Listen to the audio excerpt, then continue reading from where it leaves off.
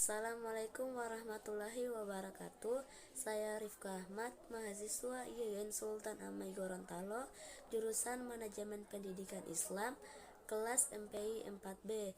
Di video kali ini, saya akan membahas materi saya yang berjudul Peranan dan Kewajiban Manajer Kantor. Langsung saja saya akan menjelaskan materinya.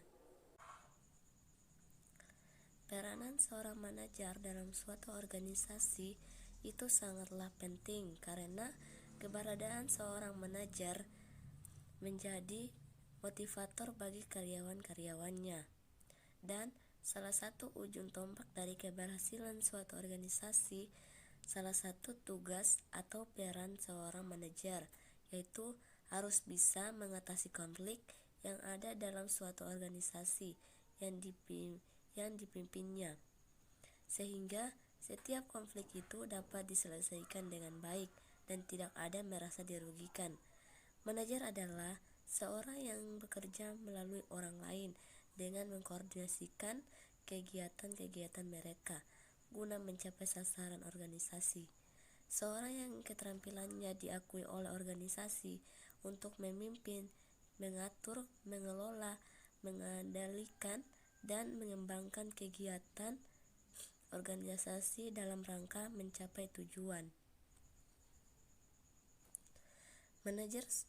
Menjadi seorang manajer memang bukan perkara mudah, perlu bertahun-tahun pengalaman dan jam terbang sehingga bidang keilmuan yang mencukupi yang bisa menjadi ia pantas disebut dan diangkat menjadi seorang manajer.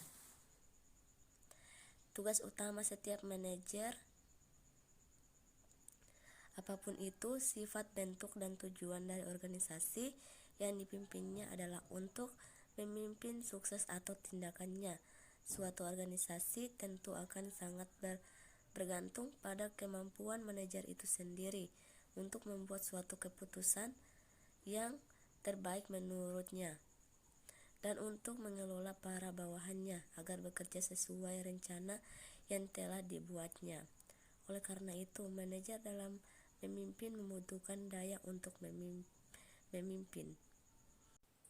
Berikutnya tingkatan manajer yang terbagi dalam 3 bagian, yaitu yang pertama manajemen lini, yaitu dikenal dengan istilah manajemen operasional, merupakan manajemen tingkat yang paling rendah yang bertugas mengawasi dan memimpin karyawan non-manajerial yang ada di dalam proses produksi.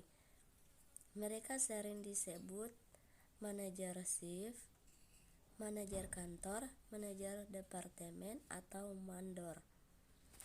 Yang kedua, manajer tingkat menengah yang mencakup semua manajemen yang berada di antara manajer lini pertama dan manajemen puncak dan tugas sebagai penghubung antara keduanya. Jabatan yang termasuk manajer menengah yaitu kepala bagian, pemimpin proyek, dan manajer pabrik. Yang ketiga, manajer puncak yang dikenal dengan executive officer yang bertugas dengan merencanakan strategi dan kegiatan perusahaan secara umum dan mengarahkan jalannya perusahaan. Selanjutnya, fungsi manajemen yaitu terbagi dalam 4 bagian. Yang pertama, fungsi perencanaan, yaitu menyusun program dan jadwal, penyusunan anggaran, pengembangan prosedur, serta menetapkan dan menafsirkan kebijakan. Kedua, fungsi pengorganisasian, yaitu menyusun struktur organisasi, mendelegasikan wewenang dan tanggung jawab, serta menetapkan hubungan antara bagian. Yang kedua, fungsi pelaksanaan, yaitu kerja berdasarkan rencana yang telah disusun. Rencana baru berarti bila telah dilaksanakan agar dicapai hasil yang diinginkan. Yang keempat, fungsi pengawasan, yaitu manajer dibantu oleh beberapa kepala bagian produksi, kepala bagian pemasaran, kepala bagian kepegawaian, dan kepala bagian keuangan. Berikutnya peran manajer, yaitu pertama peran antar pribadi. Yang pertama peran sebagai pemimpin, kedua peran sebagai penghubung, yang kedua peran informasional, yaitu peran sebagai monitor, peran sebagai diseminator, peran sebagai juru bicara. Yang ketiga peran pengambilan keputusan. Yang pertama peran sebagai wirausaha, kedua peran sebagai pengendalian gangguan. Baik, itulah yang bisa saya sampaikan. Sekian dan terima kasih. Wassalamualaikum warahmatullahi wabarakatuh. Itulah yang bisa saya sampaikan. Sekian dan terima kasih.